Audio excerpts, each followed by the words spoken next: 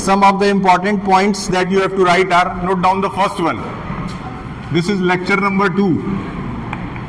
This is lecture 2 of the same chapter. Note down the second one.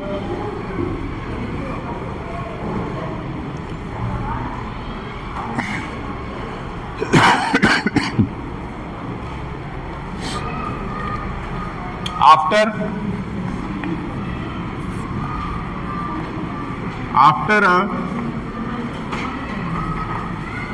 2 years of detailed analysis,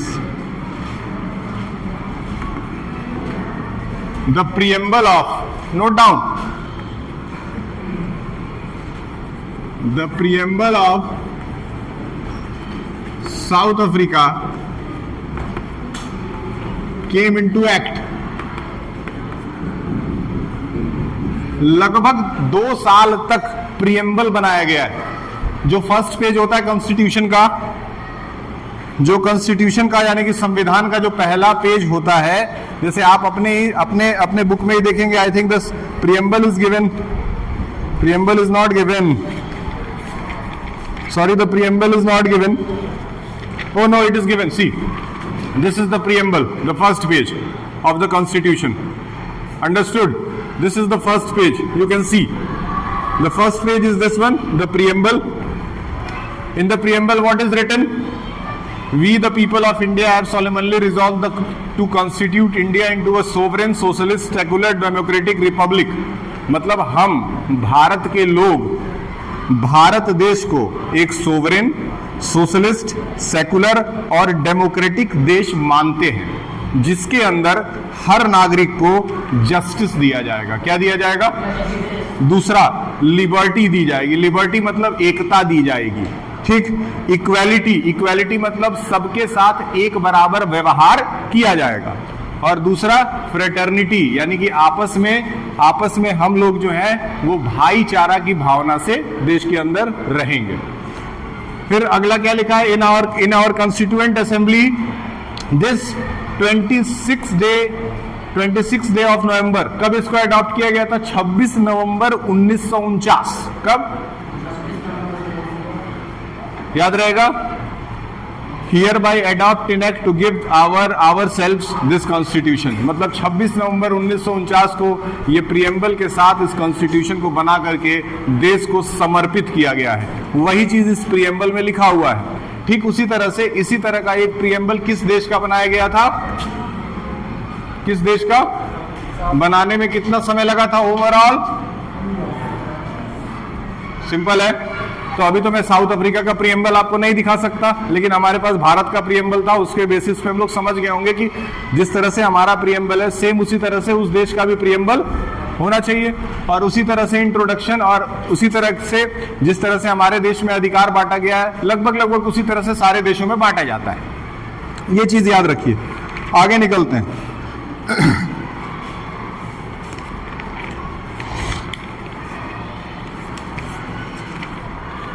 Let us move towards the next topic.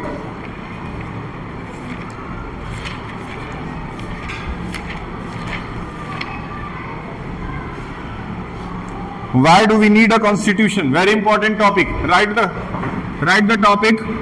Why do we need a constitution?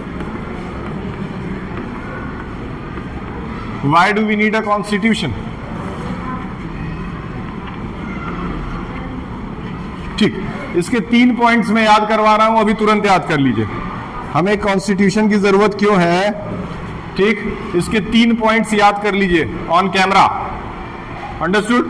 On camera याद करके जाइए इसको।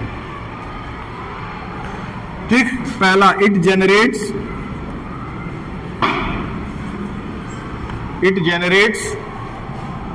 a degree of trust and coordination.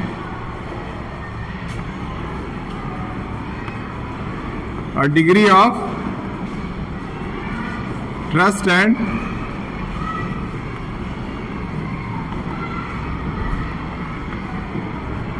coordination.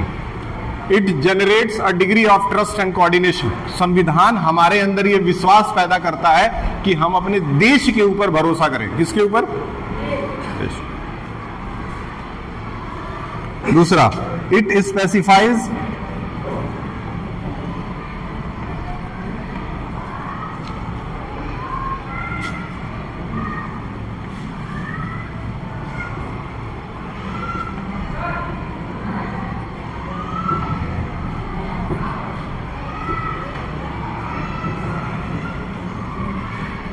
the government will be constituted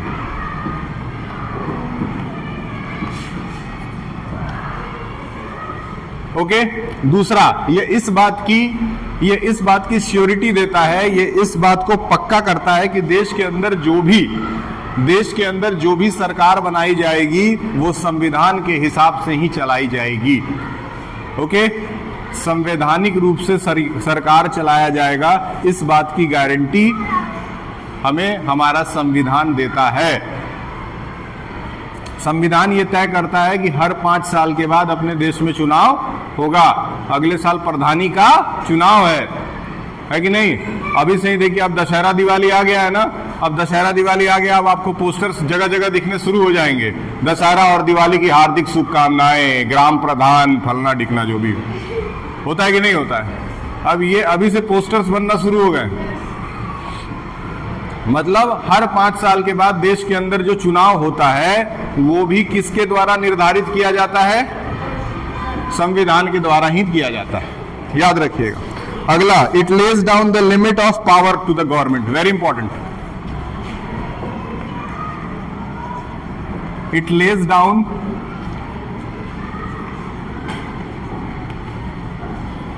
limit of power to the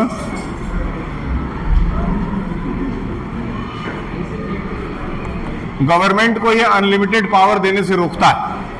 अगर government के पास unlimited power हो जाएगा तो government उस पावर का गलत इस्तेमाल भी कर सकती है। इस वजह से उसको अनलिमिटेड पावर गवर्नमेंट को हमें देना नहीं है। और इस चीज को कौन निर्धारित करेगा? हमारा संविधान निर्धारित करेगा। ये तीनों पॉइंट तुरंत याद करके जाइए।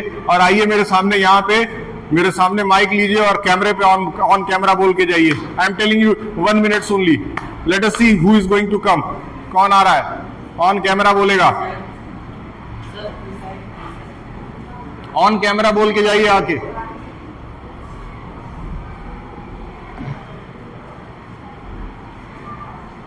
जल्दी आइए, एक लोग ऑन कैमरा बोल के जाइए।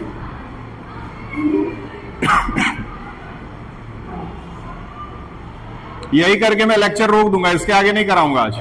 अब सीधे इसके बाद मंडे को मुलाकात है। ये ऑन कैमरा बोल के जाओ।